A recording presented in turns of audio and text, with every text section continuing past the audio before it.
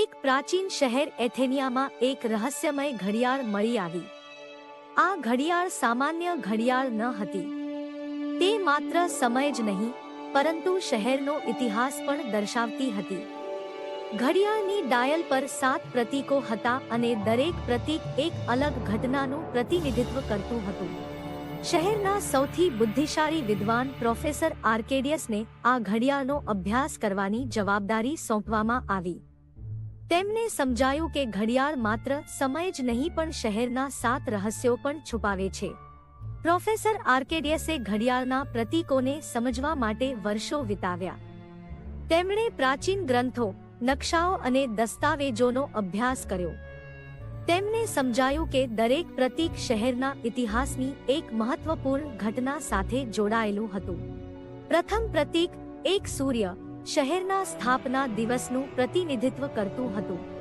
બીજું પ્રતીક, એક ચંદ્ર, શહેરના પ્રથમ રાજાના રાજ્યાભિષેકનું પ્રતિનિધિત્વ કરતું હતું. ત્રીજું પ્રતીક, એક તલવાર, શહેરના સૌથી મોટા યુદ્ધનું પ્રતિનિધિત્વ કરતું હતું. ચોથું પ્રતીક, એક પુસ્તક, શહેરના સૌથી મોટા વિદ્વાનના જન્મનું પ્રતિનિધિત્વ કરતું હતું. પાંચમું પ્રતીક, એક ફૂલ, શહેરના સૌથી મોટા પ્રેમ કથાનું પ્રતિનિધિત્વ કરતું હતું. છઠ્ઠું પ્રતીક, એક તારો, શહેરના સૌથી મોટા શોધનું પ્રતિનિધિત્વ કરતું હતું. સાતમું પ્રતીક, એક આંખ, શહેરના સૌથી મોટા રહસ્યનું પ્રતિનિધિત્વ કરતું હતું. પ્રોફેસર આર્કેડિયસે 6 પ્રતીકોના અર્થો શોધી કાઢ્યા, પરંતુ 7મું પ્રતીક તેમને મૂંઝવણમાં મૂકતું હતું. તેમણે જોયું કે 7મું પ્રતીક ઘડિયાળના કેન્દ્રમાં હતું અને તે બાકીના પ્રતીકોને જોડી રહ્યું હતું. તેમને સમજાયું કે 7મું પ્રતીક શહેરના ઇતિહાસની સૌથી મહત્વપૂર્ણ ઘટનાનું પ્રતિનિધિત્વ કરે છે, જે શહેરના ભવિષ્યને પણ અસર કરી શકે છે. તેમણે ઘડિયાળના બાકીના પ્રતીકોનો ઉપયોગ કરીને 7મા પ્રતીકનો અર્થ શોધવાનો પ્રયત્ન કર્યો. તેમણે જોયું કે ઘડિયાળના પ્રતીકો એક ચોક્કસ ક્રમમાં ગોઠવાયેલા હતા, જે શહેરના ઇતિહાસની ઘટનાઓને દર્શાવતા હતા. તેમણે આ ક્રમનો ઉપયોગ કરીને 7મા પ્રતીકનો અર્થ શોધ્યો. તેમને સમજાયું કે 7મું પ્રતીક શહેરના ભૂગર્ભમાં છુપાયેલા એક ગુપ્ત ખજાનાનું પ્રતિનિધિત્વ કરે છે.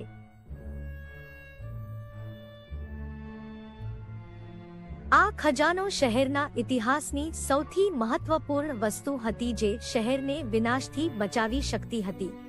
પ્રોફેસર આર્કેડિયસે શહેરના લોકોને ગુપ્ત ખજાના વિશે જણાવ્યું. તેમણે શહેરના લોકોને સાથે મળીને ખજાનો શોધવા માટે પ્રેરિત કર્યા. શહેરના લોકોએ પ્રોફેસર આર્કેડિયસની વાત માની અને તેઓએ ખજાનો શોધવાનું શરૂ કર્યું. ઘણા પ્રયત્નો પછી તેઓને ખજાનો મળ્યો.